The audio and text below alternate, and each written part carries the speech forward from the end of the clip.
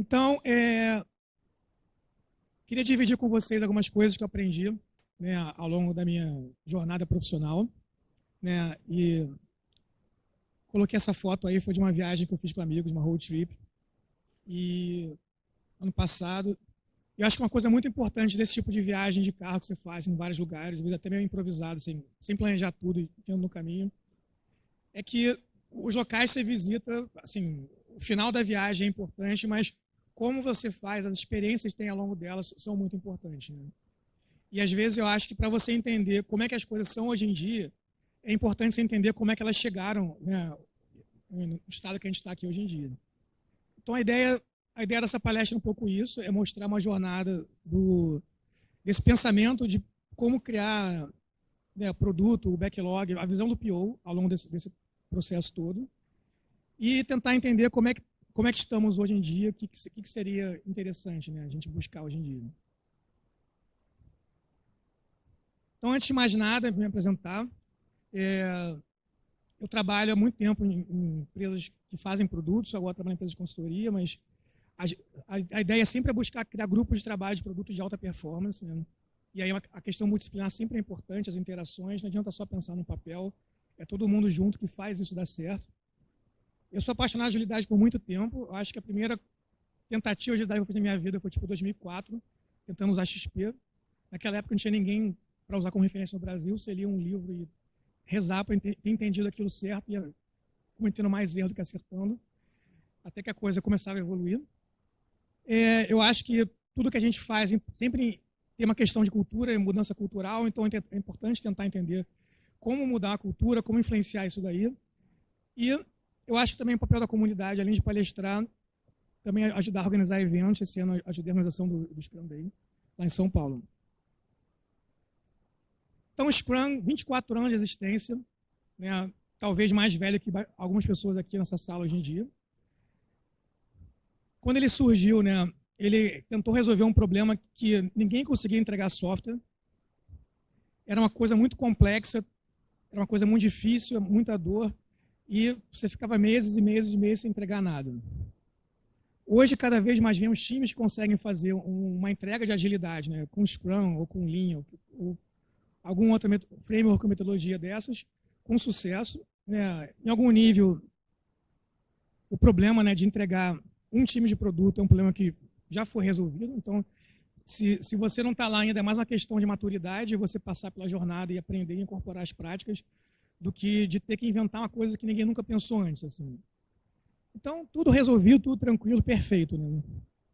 Infelizmente, não. O Mind the Product é um congresso mais importante de produto do mundo, né? Ele tem uma instância em Londres, uma instância em São Francisco, e os gerentes de produto das principais empresas, tipo, sei lá, Spotify, por aí você vai colocando, eles vão lá e muitas coisas interessantes acontecem. Isso aconteceu no meio do congresso, um palestrante, uma hora ele foi sincero demais ali e colocou isso, né? Eu odeio agilidade, é apenas pontos de velocidade, ninguém fala do cliente. O congresso inteiro aplaudiu, né? Então, alguma coisa está estranha nessa história, né? Então, e o Product Owner, né? Ele não devia cuidar do cliente, não devia tentar fazer isso dar certo, funcionar. Uma outra figura de referência também no mercado de produto é o Murray Kagan, né, do Silicon Valley Product Group. Ele tem aquele livro Inspired. E ele colocou na palestra, nesse evento também, né, ele é um keynote, que ele vê 3 maneiras de um gerente de produto trabalhar. A primeira maneira que ele coloca, que é o que eu coloquei aqui, não coloquei as outras, é tipo o administrador de backlog, né, o cara que todas as decisões principais do produto, né, são feitas por alguém acima dele.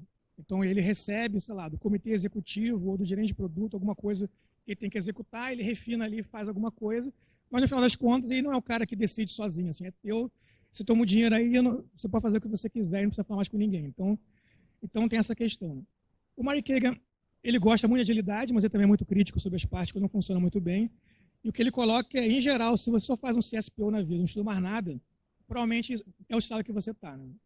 Assim, não basta fazer um curso de logística para você conseguir fazer um time de produto dar certo. Então, assim, o que é um PO, então? O PO não deveria ser aquela pessoa que garante a história toda, que funciona. Pegando a definição do Scrum Guide, o PO é o responsável por maximizar o valor de produto, o resultado do trabalho do time de desenvolvimento. como esse efeito pode ampliar muito entre organizações, times e indivíduos. Então, assim, o Scrum é um framework. Ele não é um método que te ensina exatamente tudo que você tem que fazer, né? Ele é um framework que deve ser complementado com o que você precisa dentro do seu contexto, né? A principal característica do Scrum é muito mais aprendizado que falar faça isso, faça aquilo. Então, aqui, queria começar com você uma evolução do pensamento de como criar valor, criar o produto, para tentar ver o que aconteceu até agora, né? Lá em 91, um pessoal da Escola de Design, né, de Stanford, Design de Interação, eles criaram a IDEO, e a IDEO, um dos grandes insights que eles tinham era a questão do design thinking, né, que para você conseguir criar um produto bom, você precisa ter empatia com o cliente. Em 95, essas datas aqui são as datas quando a coisa veio a público, não é a data necessariamente quando o cara teve o primeiro insight do que eu estou colocando aqui. Mas em 95, o Scrum foi apresentado no congresso na UPSLA, pelo Ken Schwaber e o Jeff Sutherland. A ideia do negócio revolucionária era que você entregava frequentemente na final da sprint em produção, coisa que até hoje poucos times de Scrum conseguem fazer, mas você faz essa entrega frequente. E, além disso, você tinha um ciclo de aprendizado constante para sempre tentar entender se de fato está entregando o que o seu stakeholder quer, né? E não você faz um bando de coisas e depois você vai ver o que aconteceu, né? Em 96, o Alice Cooper ele lançou um livro chamado Inmates Are Run the Asylum, um livro em que ele coloca a necessidade de você criar um produto que é fácil, óbvio de ser usado, né? Senão, talvez seu cliente vai abandonar aquilo ali. Então, ele basicamente responde a pergunta: o cliente consegue usar o produto? Em 99, o John Doerr levou para o Google o OKR, né? Foi um dos pontos revolucionários ali, os próprios fundadores da Google colocam isso. E a grande ideia do OKR na Google naquele momento era, em vez de você ter uma empresa em que você fala o que os times têm que fazer, você coloca o resultado que eles devem atingir, e o OKR é uma ferramenta de alinhamento para você conseguir chegar lá. Então, você faz a autonomia acontecer, né? No mesmo ano, o Kent Beck lançou o XP Explainer, e um dos conceitos muito importantes do livro é a questão da user story, né? A user story eu acho uma coisa incrível quando bem usada, que é a ideia da user story é você começar uma conversa, né? A user story, enquanto uma coisinha que você coloca lá e as pessoas nunca mais falam sobre isso, não adianta muito. Porque você pode fazer uma especificação muito, muito complexa, e a ideia é que o seu desenvolvedor vai entender como desenvolver aquilo. Mas ele provavelmente vai ler aquilo, vai achar chato, ele vai ficar distraído, talvez não capte tudo. Uma boa conversa entre desenvolvedores, discutindo o tema com o usuário, leva muito mais insight como fazer a coisa certa. Em 2000, as primeiras tentativas do Google usar o A/B test, né?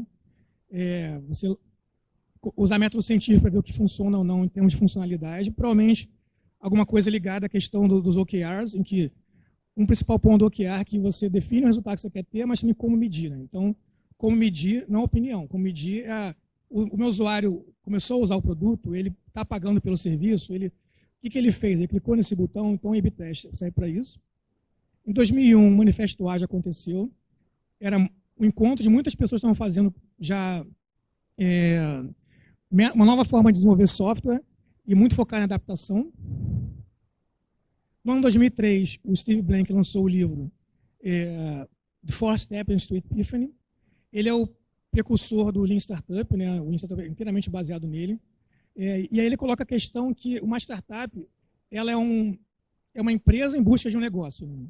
Então, a primeira meta da empresa é conseguir, de fato, encontrar um negócio. Depois você crescer o seu negócio. Então, o Customer Development é a parte de você conseguir encontrar qual é o mercado que vai ter fit para o seu produto para poder chegar a algum lugar.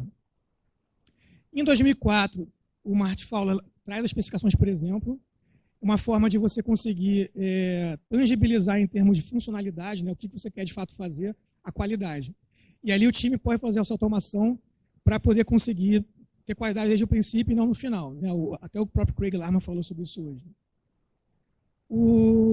Em 2008, várias coisas aconteceram. Um artigo na HBR, Harvard Business Review, do John Wilk, ele coloca que é o job to be done, que você pode resolver, né, com usabilidade e outras coisas o problema do seu usuário, mas a pergunta é, você está resolvendo o problema mais importante do seu usuário?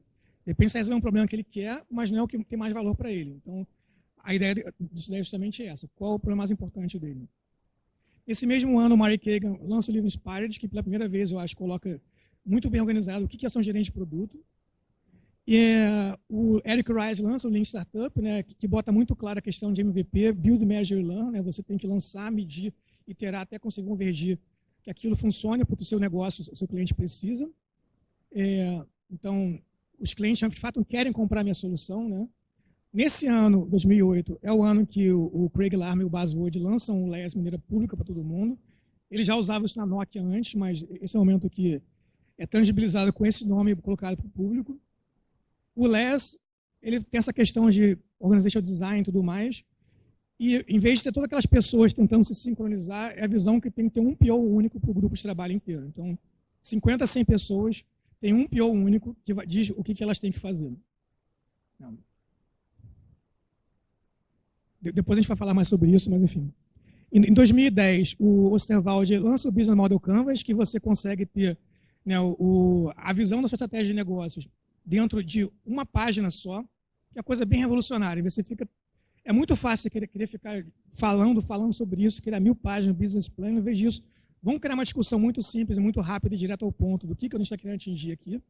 E a partir daí, a gente de fato consegue deixar isso visual na parede o tempo todo voltando aquilo. Em vez de você escreve um negócio, você nunca mais volta na vida. E sei lá o que vai acontecer ali. Né? Nesse mesmo ano, o Jeff Humble lança o conceito do Continuous Delivery, né, no livro, que é você fazer entrega contínua, testando.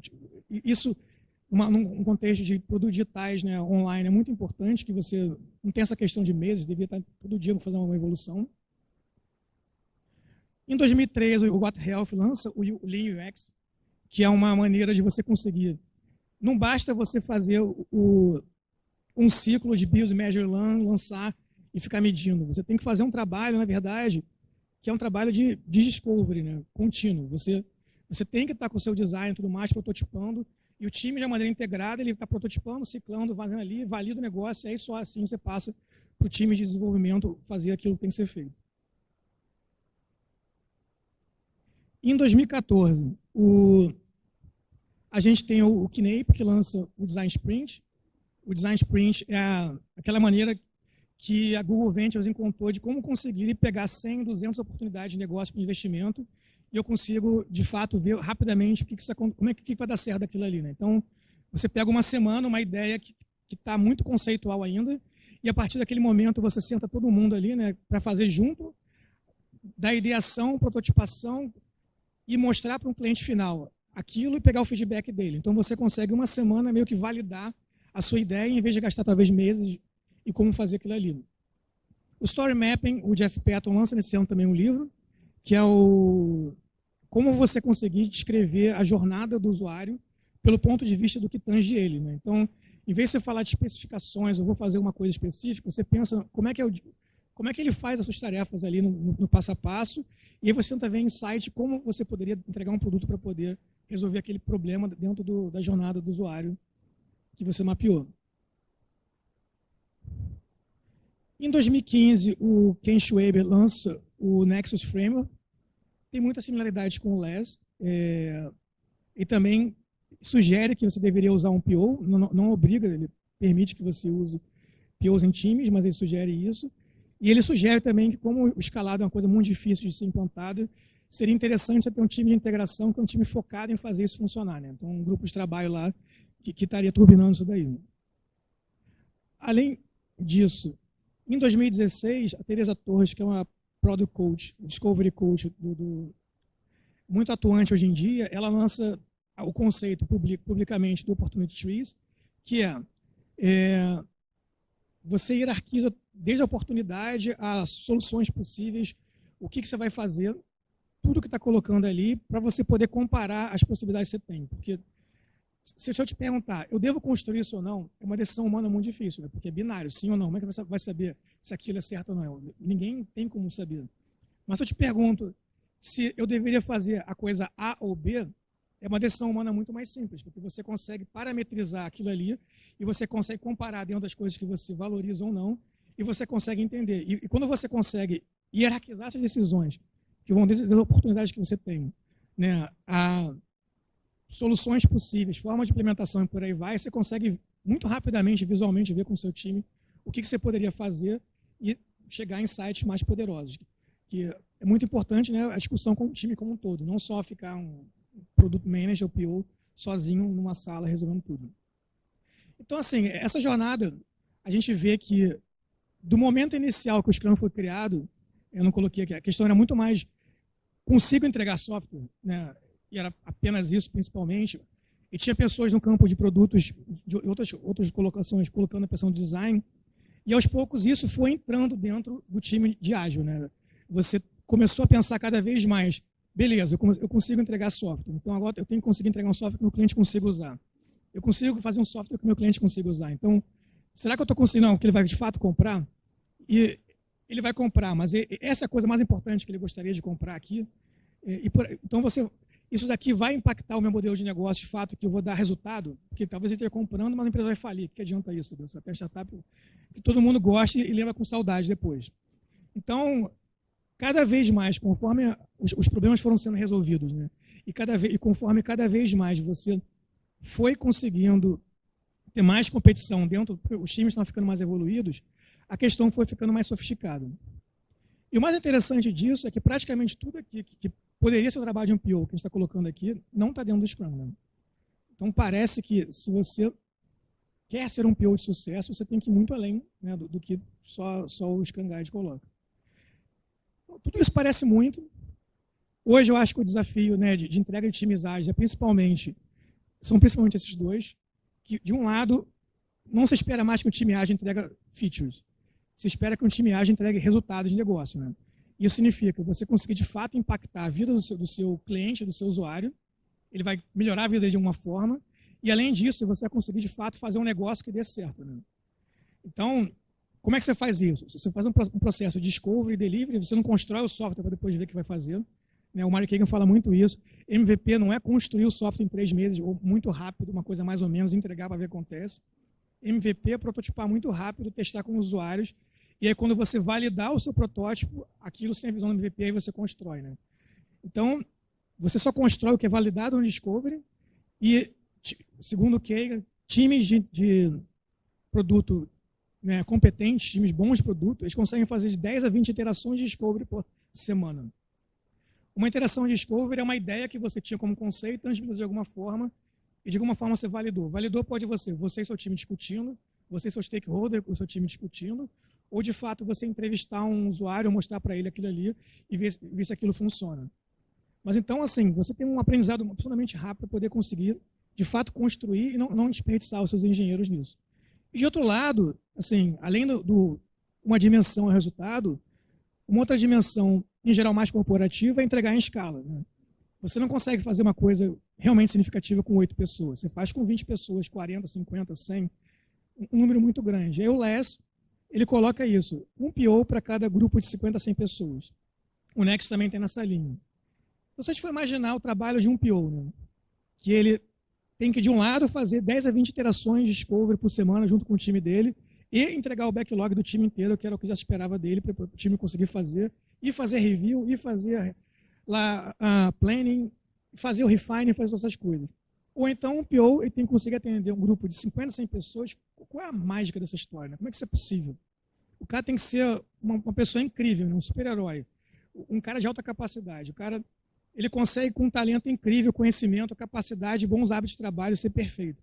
Aquela coisa de life hacking. O cara acorda 4 da manhã, ele dorme meditando menos horas por dia, consegue ficar 100% concentrado o tempo todo.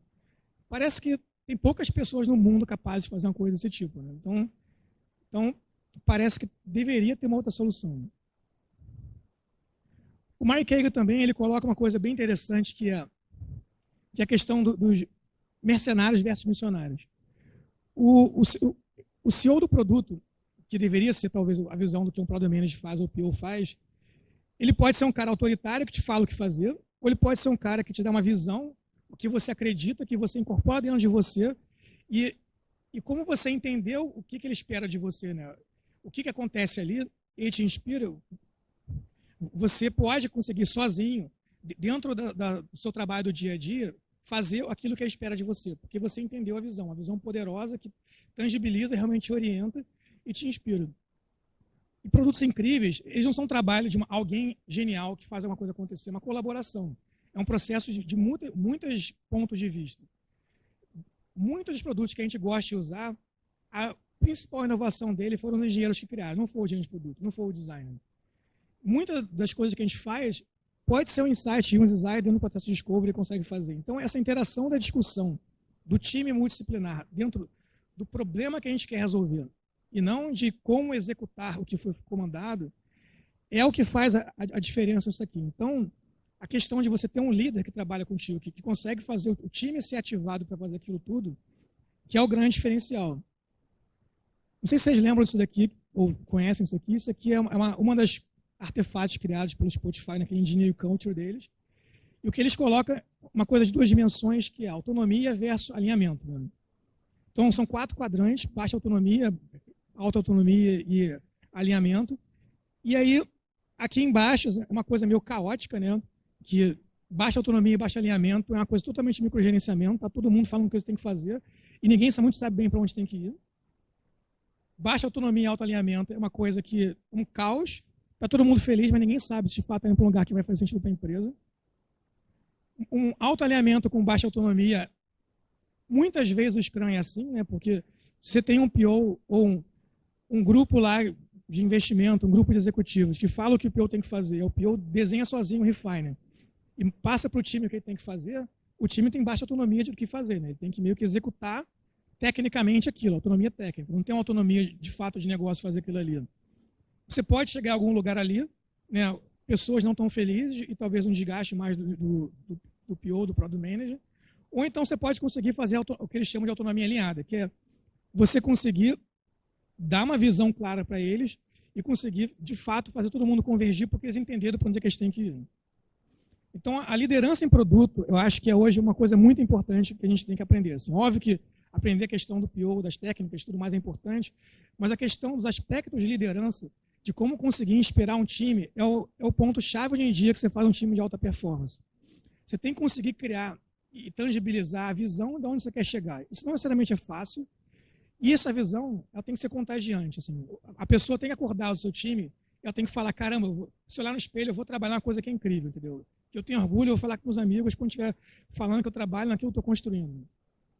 E essa visão, ela é ótima, contagia, e também você tem que esperar, deixar problemas claros, objetivos claros. Nós queremos resolver o problema de conversão. Né? Nós gostaríamos de poder entregar toda semana. Talvez você não consiga entregar toda semana, porque só automação, só entrega contínua não funciona. Nós gostaríamos de impactar um novo mercado. Então, assim, esse é o problema. E aí o time em conjunto, o Product Manager, o PO, né, o designer, os engenheiros com processos de discovery, você dividindo o aprendizado com eles dando insight para vocês chegam na solução, né? Essa colaboração para poder atingir de fato lá o alto desempenho. Então, na minha visão, quando você fala de um time de produto de alta performance, né, e você pensa nessa jornada da pessoa que é responsável pelo valor, pelo impacto que o time está fazendo com o Product Owner, eu acho que a gente tem cada vez menos falado Proud Ownership nesse sentido que o PO é o dono da coisa, né? E cada vez ser mais falar de Product Leadership, né? Que o PO ele é o cara que estabelece a visão, ele é o líder que impacta o time e o time é dono do produto. E isso é uma prática até do XP, né? No XP não tinha PO, né? O time que falava com os clientes, os usuários. O próprio Craig falou isso hoje em dia, numa das respostas que ele deu ali.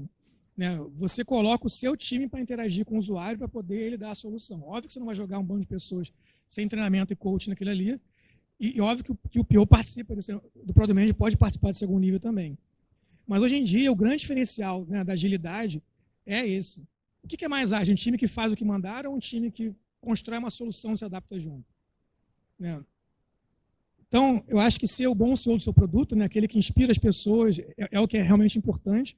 É o trabalho do PO, é o trabalho do Product Manager, e se você fizer isso, você está fazendo uma coisa muito boa, que provavelmente vai ser muito boa para a sua carreira e até te levar a um nível executivo de trabalho depois. Né? Obrigado. Era isso que eu tinha para passar aqui hoje para vocês. Se vocês quiserem meus contatos, estão aqui.